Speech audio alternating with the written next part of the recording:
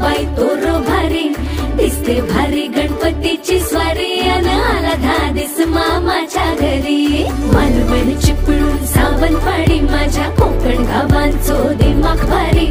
दिसते भारी गणपतीची स्वारी